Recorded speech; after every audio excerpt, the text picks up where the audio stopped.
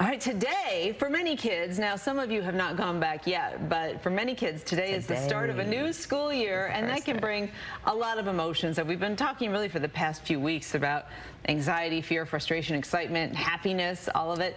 The people expert, Dr. Sabrina Jackson, is here to help us know how to cope, both whether you're the parents or caregiver, looking after these kids, figuring it all out, right? We have to understand that as the adult in the situation, the one that's at home, that we are their home base. And because we're their home base, we're the foundation, we're the ones that they're going to come back to every day. And so as parents, we need to be that base. And in order to be that base, we need to do some things. So of course, I have an acronym today.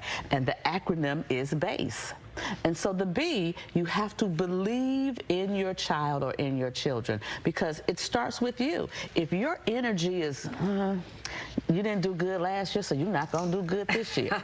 No, you have to start with the upbeat expectation that they can have a good year. And it's right, if you struggle academically, if you're a child who maybe didn't do so well, it's very easy to have that mindset, right? Absolutely, to move past it. And so then the A is that you have to advocate for them without being an adversary, because you don't want to be the type of parent when they see you coming, they're going, oh Lord, here she comes. Here she comes. She's going to be negative Nancy. She's not going to have anything positive to say. She's going to attack. And so how do you assert yourself without being aggressive? There's two different things. That? Ooh, that's so good. And so I can say what I mean, but I don't have to yell it. I don't have to curse. I don't have to walk up on someone. So I have to learn how to manage my own emotions first. And so sometimes even as the adult, that can be a little difficult, because we're the mama bears and papa bears about our children. Right, So counting to 10 or counting to 3 or whatever it is. Maybe making a little list of what you want to say before you go, instead of just jumping out there, because sometimes we need to gather our thoughts. Right. And sometimes even saying, hey, can I talk to you about something that's bothered? If you're talking to the school principal or administrator or teacher, can I talk to you at some point about something that's I'm trying to deal with, and set the tone instead of attacking. Absolutely. Set the tone and don't attack. And then the S is that you must support the process and be a partner in the process. And so that means you have to show up. You have to come to parent-teacher conference. You have to come to the events. How about coming to a parent training?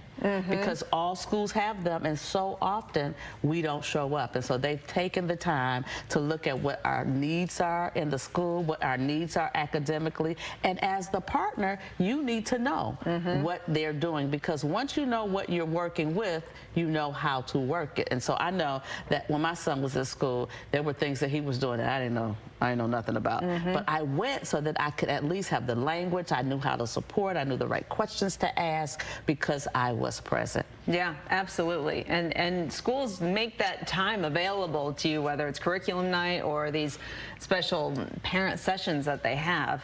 Absolutely. So you just have to show up, make time for it. Show up. Yes. And then the E is that you must express excitement about the new school year, because if you're excited, they get excited. I know for me, if my parent was excited, I got excited. What we doing? What's happening? But if my parent was humdrum, it might make me humdrum. And so as that base, when they're coming home, not just how was the day, but let's talk about the day. Who did you meet? You got new friends. What people really get in there, because so often, especially with social media, they stay on their social devices, and so do we. We need to communicate again. Yeah, it's all good stuff, good life lessons too, just about dealing with people, right? Dealing with people, because I say all the time, the #1 problem people have is other people.